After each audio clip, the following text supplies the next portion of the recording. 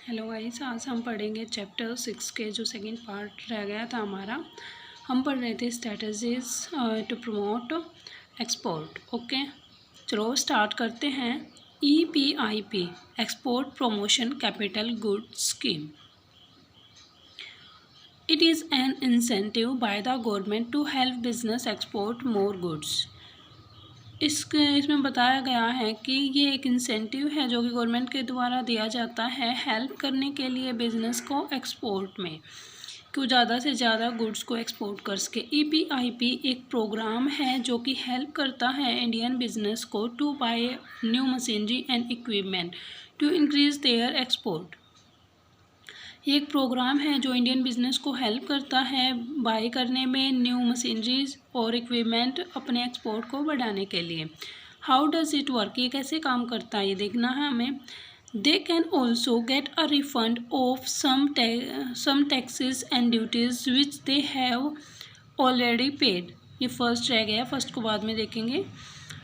इसमें बताया गया है कि जो भी वो टैक्सेस हैं, ड्यूटीज़ हैं देते हैं तो उनमें वो रिफ़ंड हो जाती हैं। Business can import machinery and equipment without paying some taxes and duties. जो बिज़नेस है वो बिना टैक्स पे किए मशीनरी और इक्विपमेंट को खरीद सकता है, इम्पोर्ट कर सकता है। नेक्स्ट है इसके benefits. Helps business to buy modern machinery and equipment. ये हेल्प करता है बिजनेस को मॉडर्न मशीनरी और इक्विपमेंट खरीदने में। इम्प्रूव करता है क्वालिटी और क्वांटिटी एक्सपोर्ट की। अर्न करता है earns India more foreign exchange. India को हेल्प करता है अर्न करने में foreign exchange. Create job and stimulate economic growth. Job create करता है और इकोनॉमिक की ग्रोथ को भी स्टिमुलेट करता है, बढ़ाता है। नेक्स्ट है seize.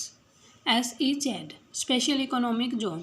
Seize are designated geographical area that have more liberal economic laws than the rest of a country। Liberal economy कौन सी होती है जो कि गवर्नमेंट के रूल्स और रेगुलेशंस को फॉलो नहीं करती, ठीक है, मतलब करना होता ही नहीं है।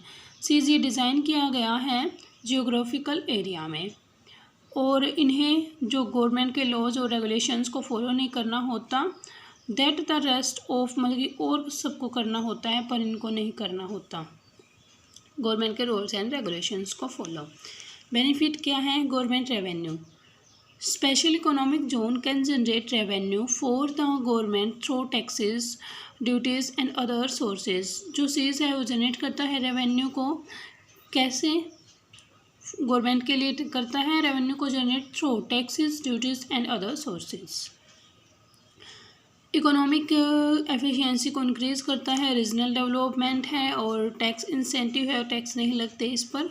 जॉब क्रिएशन है, इम्प्रूवमेंट करता है इंफ्रास्ट्रक्चर में। सिंप्लीफाइड रेगुलेशंस को फॉलो करना होता है, मतलब कुछ भी होए वरना जो टफ वाले हैं वो इनको फॉलो नहीं करने होते, rules and regulations of government.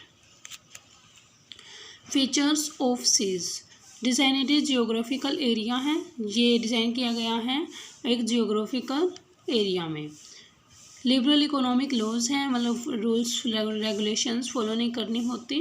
Duty free import, मतलब कोई ड्यूटी टैक्सेस नहीं देने पड़ते इंपोर्ट करने में, टैक्स इंसेंटिव टैक्स नहीं लगते। सिंप्लीफाइड रेगुलेशंस हैं।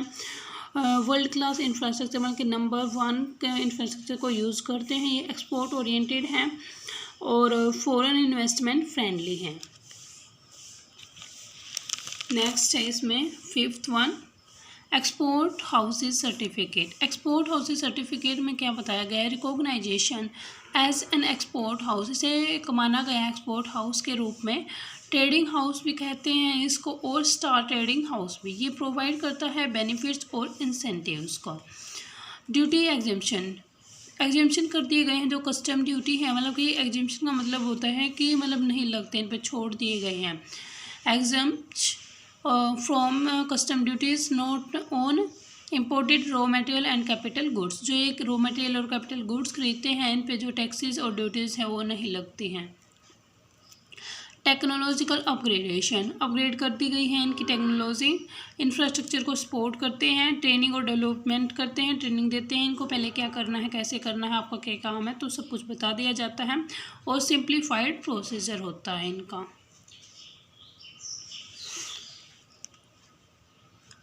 चैलेंजेस बिफोर एक्सपोर्ट प्रमोशन, हमने एक्सपोर्ट प्रमोशन के मेजर्स पढ़े हैं, उनसे पहले जो चैलेंजेस है वो पढ़ेंगे अब हम।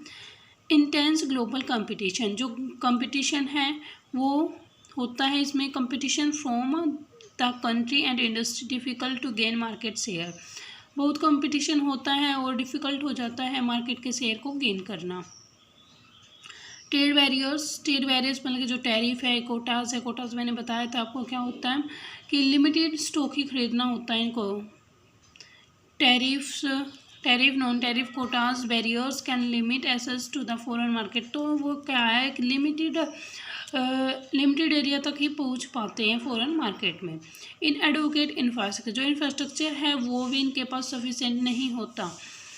इन advocate infrastructure, transportation, storage and communication infrastructure can increase cost and less competitiveness, ये कॉस्ट को बढ़ा देता है और जिससे क्या होता है जो हम कंपटीशन में भाग लेने के लिए इतने काबिल नहीं होते, ठीक है। Lack of information, lack of information कैसे है कि ये ना तो ये बताता कि आपकी क्या ड्यूटी है तो क्या है, ठीक है, ये कुछ नहीं बताता, तो इनमें इंफॉर्मेशन का भी कमी रहती है। प्रोडक्ट की क्वालिटी और स्टैंडर्ड के बारे में भी ये अच्छी नहीं देते। करेंसी फ्लक्चुएशन, मतलब जो वहाँ की करेंसी है वो ये अपने इंडिया में लेके नहीं आ सकते। ब्यूरोक्रेटिक रेड टेप, इसने बहुत सारे प्रोसीजर्स को फॉलो करना पड़ता है, रूल्स रेगुलेशन को। इन्वायरमेंट एंड सोशल कंसर्न, जो इन्वायरमेंट है और सोशल कंसर्न को इफ़ेक्ट करते हैं। नेक्स्ट है पॉलिटिकल एंड इकोनॉमिक इंस्टेबिलिटी, जो पॉलिटिकल है और इकोनॉमिक है इनमें भी स्टेबिलिटी नहीं रहती। ये थे हमारे चैलेंजेस जो कि एक्सपोर्ट प्रमोशन से पहले थे। जो हमने आज पढ़ा वो देखते हैं। ईपीआईपी, ईपीआईपी क्या है, ये एक इंसेंटिव जो कि गवर्नमेंट के द्वारा दिया गया है बिजनेस को हेल्प करने के लिए वो अपने गुड्स को ज़्यादा से ज़्यादा एक्सपोर्ट कर सकें। ये क्या है, सीज स्पेशल इकोनॉमिक जोन है, ये डिज़ाइन किया जाता है जियोग्राफिकल एरिया में और इसको जो रूल्स और रेगुलेशंस है गवर्नमेंट के वो फॉलो नहीं करने होते। एक्सपोर्ट हाउस सर्टिफिकेट, इसे एक्सपोर्ट हाउस माना जाता है, ट्रेडिंग हाउस माना जाता है, स्टार ट्रेडिंग हाउस माना जाता है और ये प्रोवाइड करता है बेनिफिट्स और इंसेंटिव को।